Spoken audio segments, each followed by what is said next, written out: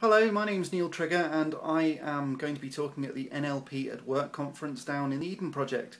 And before you turn off YouTube, NLP is not as difficult or as complicated as you think it might be. It stands for Neuro-Linguistic Programming, and to be honest, the most difficult thing about it is pronouncing its name and understanding what it means.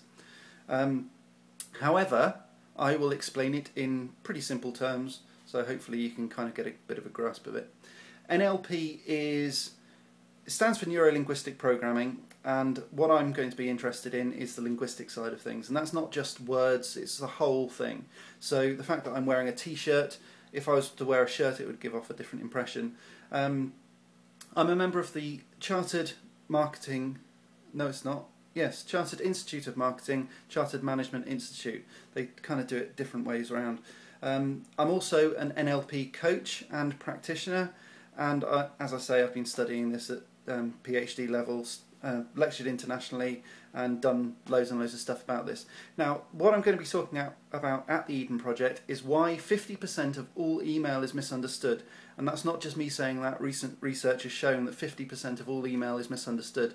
Now, a lot of people say, there it is in black and white, and they kind of expect that that means that it's not able to be misinterpreted. Utter rubbish.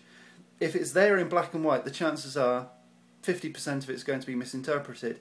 And so what people do, they miss out in text, they miss out things like smiles or sarcasm or innuendo or a tone of voice or pitch, volume. There are so many different things that are missed out with text. That's why it's misunderstood. And so what clever little people decided to do is to put back in those sort of things, maybe a cheeky little nudge or a wink. You know those emoticons, those colon, dash, and then like a parentheses? That's an emoticon which then adds back in a bit of emotion. Problem is, this is the NLP at Work conference. You can't do emoticons in a work email. You might be able to a colleague, but certainly not to a client. It's just not really appropriate. You kind of look a bit unprofessional and possibly a bit silly. So, how do you add that back in? Well, I'm going to be explaining how a Canadian company changed 2 words of their advertising and suddenly sales absolutely rocketed.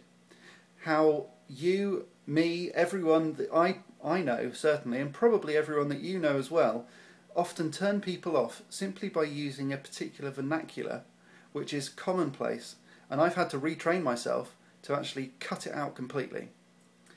And how you can increase your turnover, possibly your profit, but certainly your turnover, by 900%, and we've seen that happen with clients of ours.